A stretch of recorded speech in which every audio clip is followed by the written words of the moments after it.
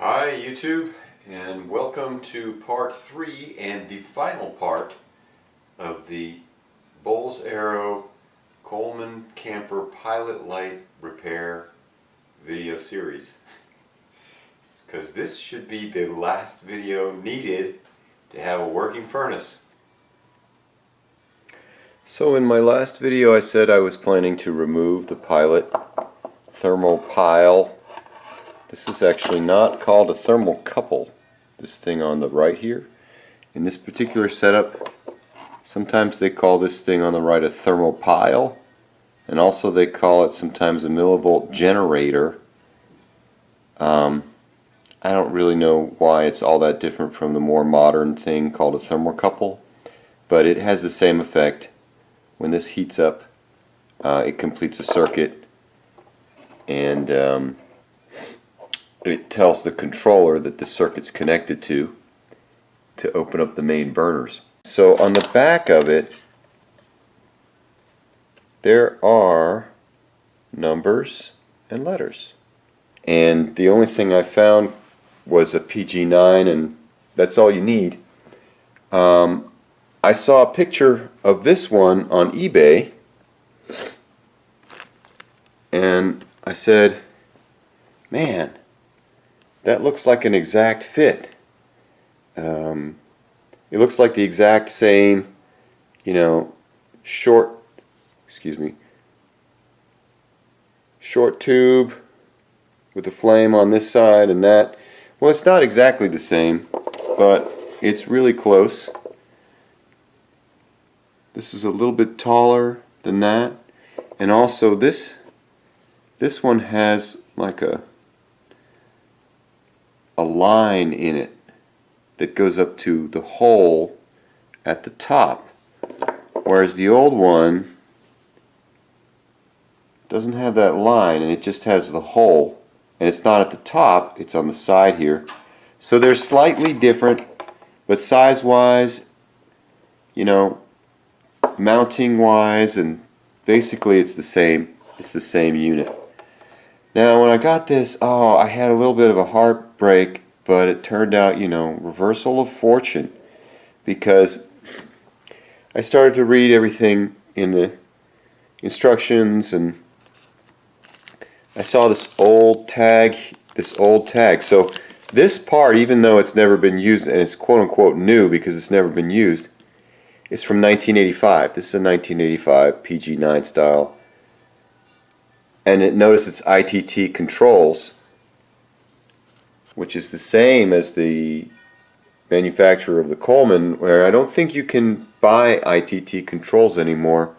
I think the like new replacements are made by White Rogers or Robertson Controls.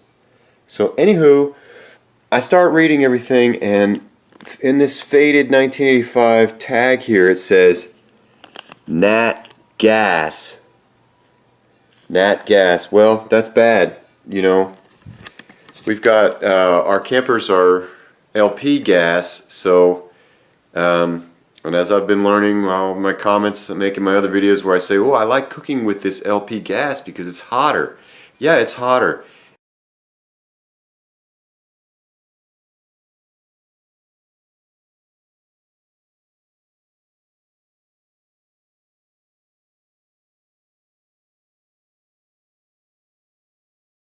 It has a different pressure as well.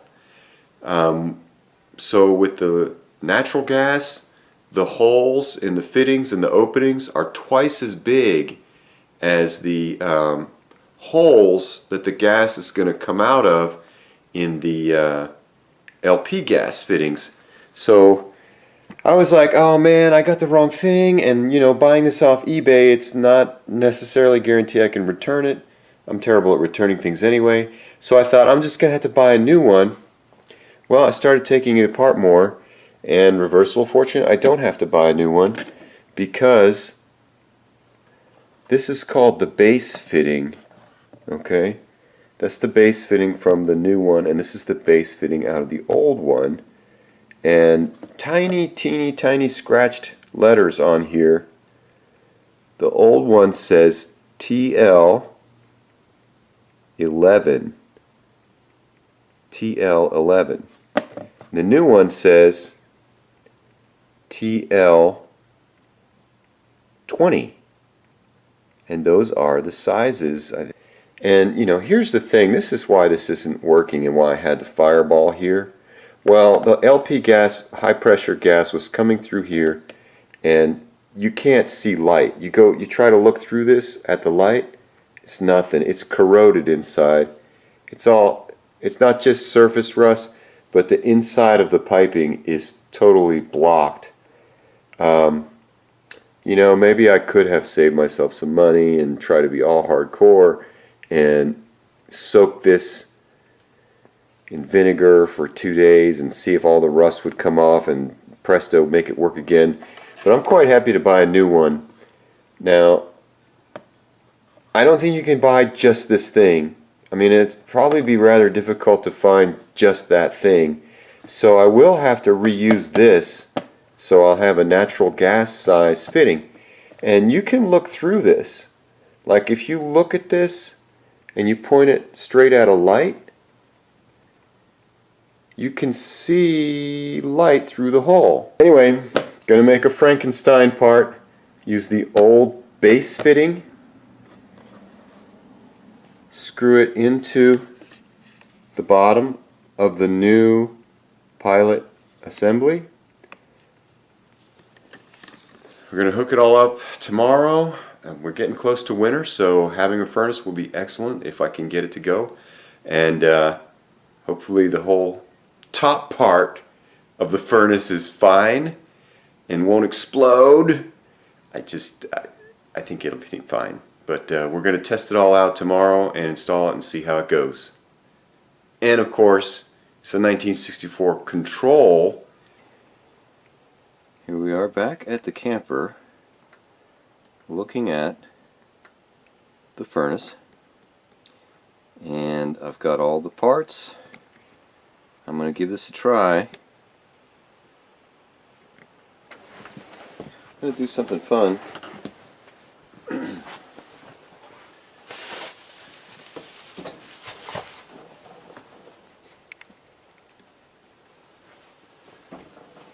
So, hello, this is Tom again.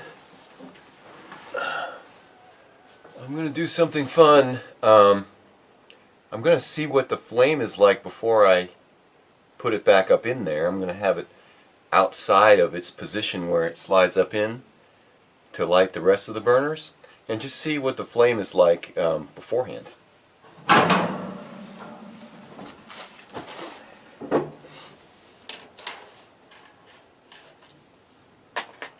Old parts, new parts. There's the old one. I did get some of the crud out of the inside of it, and that's why it was fireballing right there.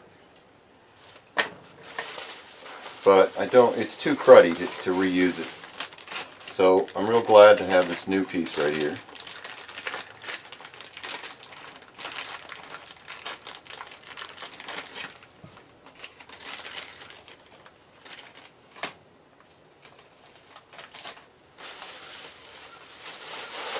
And like I was saying, in the garage back home,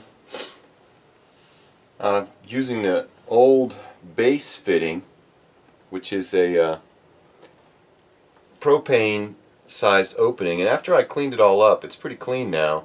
You can definitely see that the hole right there is smaller than the hole in the new one, which is for natural gas. And you can see that little black dot in the middle is the hole that the gas comes out of.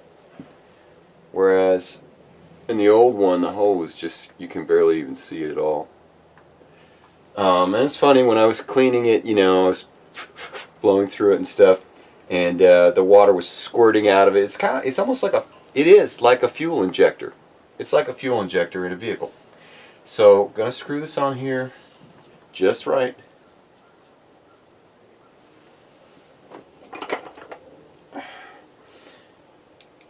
When I was younger, I used to over torque things a lot on everything I worked on. And you don't need to over torque it, so just get it nice and snug and it should be ready to go.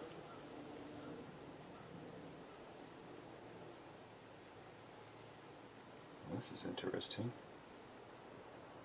It's a little tag that says Mexico. No? Yeah, it says Mex.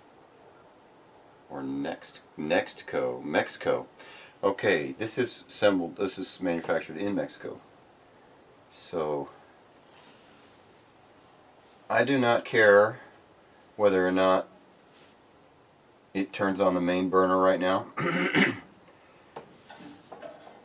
I just care if the pilot works well. Now, bending it a little bit, not that big a deal. This isn't the orientation it's going to be in, so I've got to get this to sit on there and tighten on the nut. See if it's even grabbed yet. Looks like it's grabbing nicely. Okay. Again, do not over torque any stuff you work on.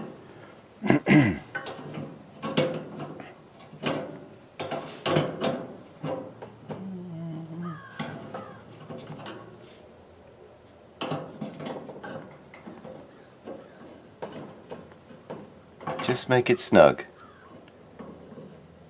Okay. So here's the test of the pilot.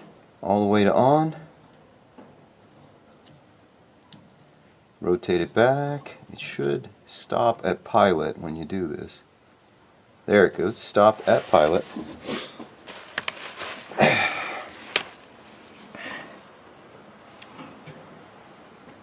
That's fine.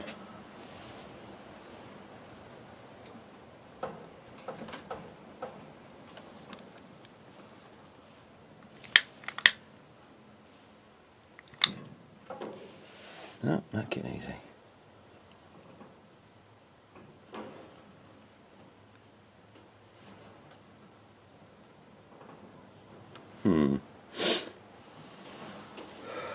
Not getting any gas.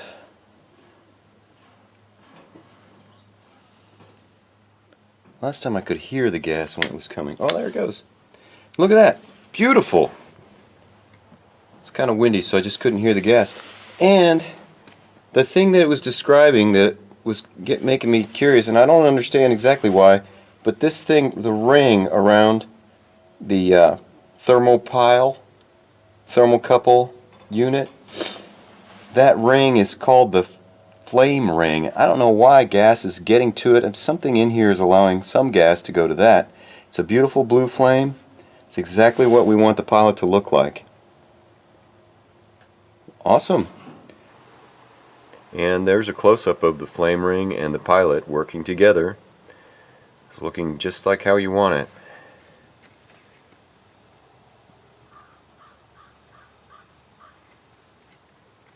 So I'm going to switch it back to off.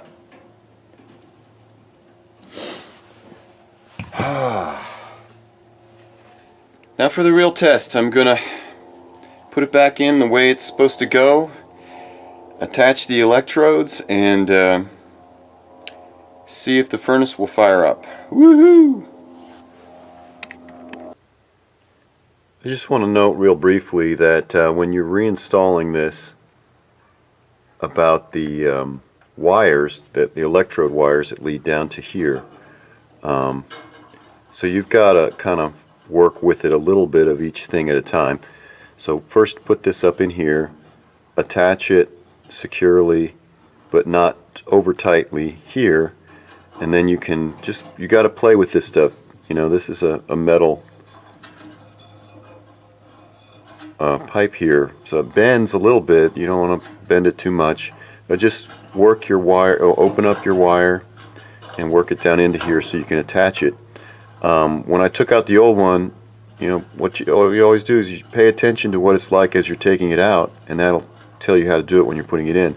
This coil is much more wire than we need, it just gets tucked underneath there. That'll be what happens to it. Got it. Pilot light is up in there, burning away. I was concerned that there was going to be some fire right here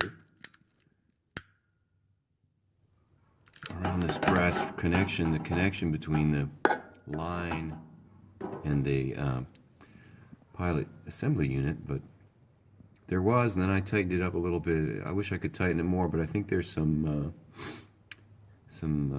stripping, or a little bit of in the old bottom fitting there, so the coupler ring that goes over it, I can't tighten it down as deeply as I want to. And the other thing that I don't like so much is let me see if I can get this in the picture here this way. Yep, this is not enough of a gap for this length of this screw for this whole thing to be securely tightened up. See that? I don't like that. I'll have to get a spacer and put a spacer in right there, and then it'll be perfect. Still have not oh, this is supposed to be this way. Still have not lit the lit the furnace yet. Coming up right now.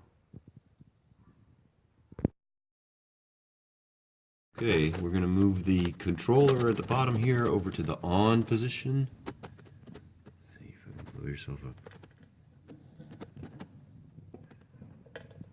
Don't go out. Damn it. It went out. It freaking went out on me. Yep, sure did.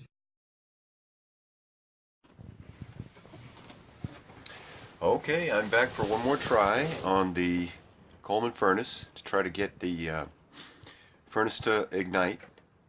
And same as I was last time, I've got the pilot light going, but it won't allow me to turn it to the on position to get the whole furnace going. It's been several weeks. Been doing lots of other stuff around here, regular life and everything, and I'm just going to pick up from where I was last time. Last night I got some more ideas after doing some web surfing, and my guess right now is that the control valve that should open when the Thermo-Pile is sending enough current is faulty, and it's just not opening. It's from 1964, and what I've learned about the way it works is when that current goes through the Thermo-Pile, completes the circuit, it's supposed to electrify a solenoid or a magnetic, physically opening and closing thing that's physically, because the magnet becomes active from the electricity going through the Thermo-Pile, it's supposed to magnetize and allow that solenoid to open for gas to flow in. That's not happening. I can't get this wheel to turn to the on position.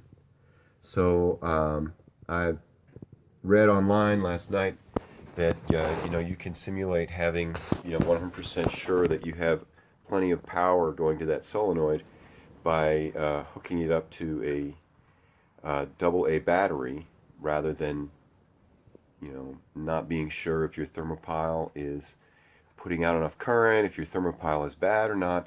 I've been measuring my Thermo-Pile just by touching the two leads to the multimeter. Anyhow, the next thing I'm going to do is I just happened to find this old piece of something in one of the trailer bins, and I'm going to splice a couple pieces off of this, put them on the ends of the battery, and give it plenty of juice to see if that solenoid will open up.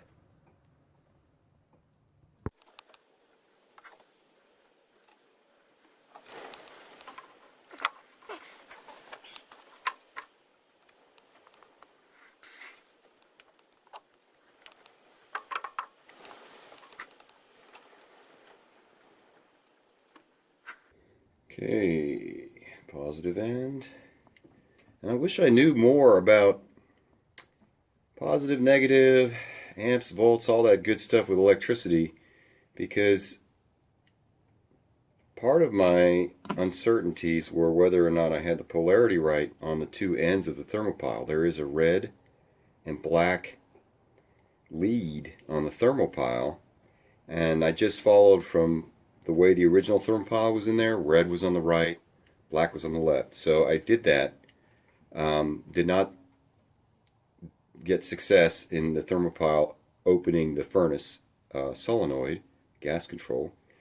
And then I reversed it, still did not get success. So, but definitely when you measure with your multimeter, and I'm just going to do this now, I'm going to measure what the multimeter says, because I got my battery now. We can learn a little bit here. I'm definitely getting juice out of this, so let's go measure the Thermo-Pile, how much juice it's making on this same setting. Okay, solved the problem for why the multimeter's been reading not so hard to understand. I had the red port in the wrong one. I had the red port in the 10 amp DC. That would be for reading only that thing. Yellow, yellow. But it should have been over here on this side, and I definitely should have been on this. This also gives me the battery test. So 1.5 volts battery should be reading 1.5. And let's see what happens. Let's get a nice connection here. There you go, 1.46. Close enough for government work.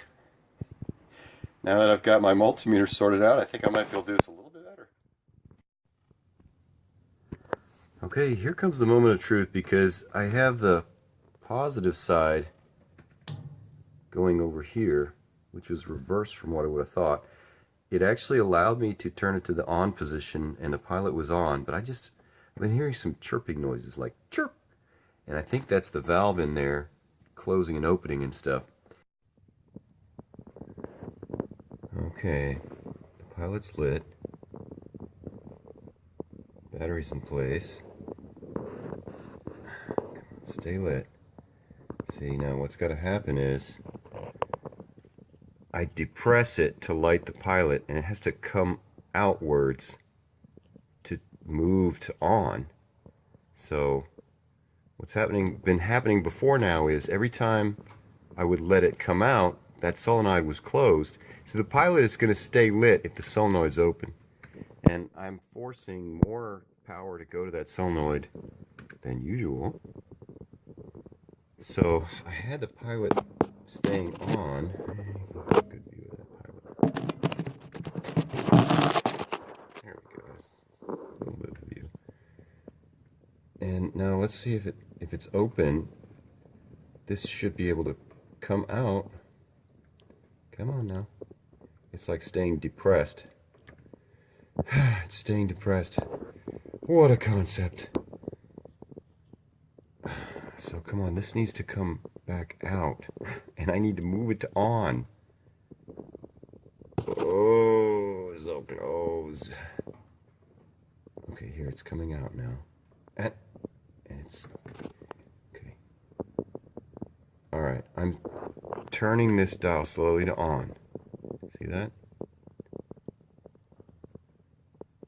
Okay. I've got it to on. And the pilot is still lit.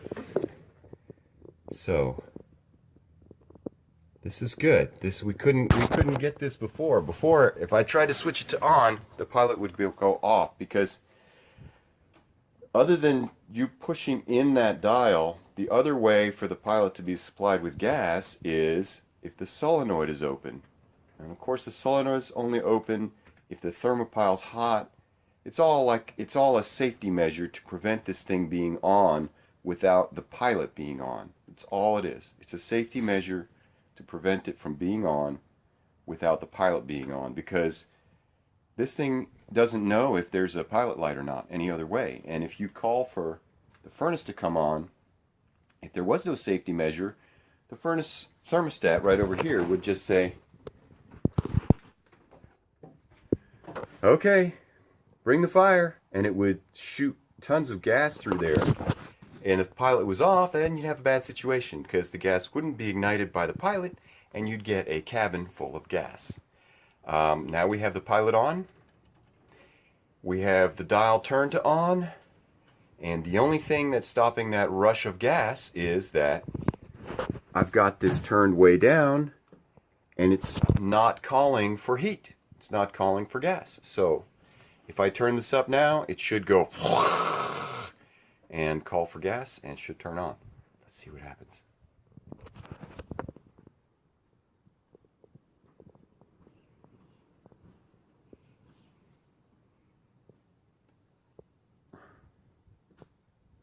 Nothing. Nothing.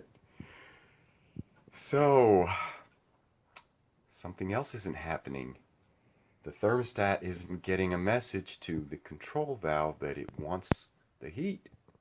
So it's not going, turning on. Oh boy, oh boy, oh boy. Well, I'm still here. I heard the whoo. The thermostat did make it come on.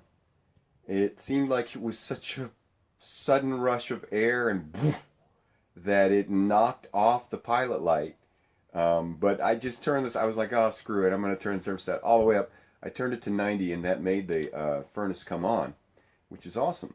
But it seems like it knocked out the pilot light in the process of it trying to light. So I'm going to massage it a little bit more because that's the battery setup that's making this engage the solenoid.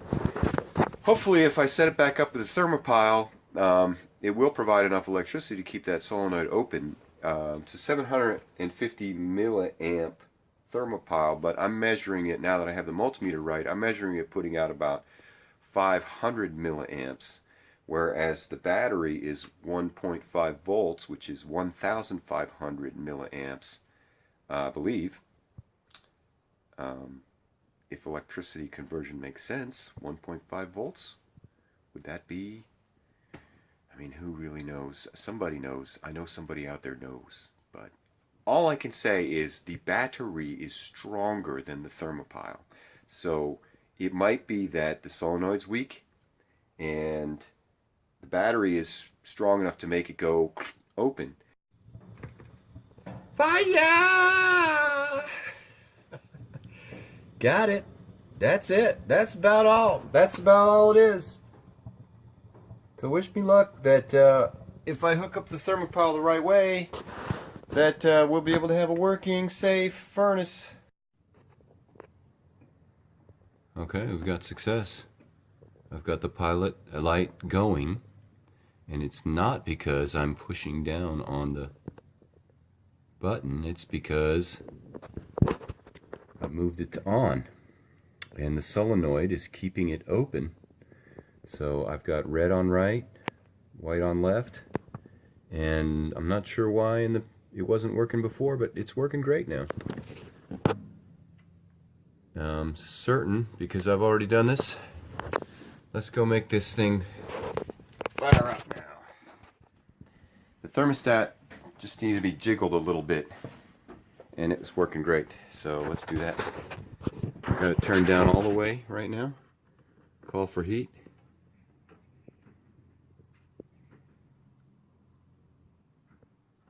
There we go. You hear that? So this thermostat doesn't work that well because it knows that it's 65 degrees, but it didn't turn it on until I put it way up to 90. But might replace that. That's really cheap, really easy.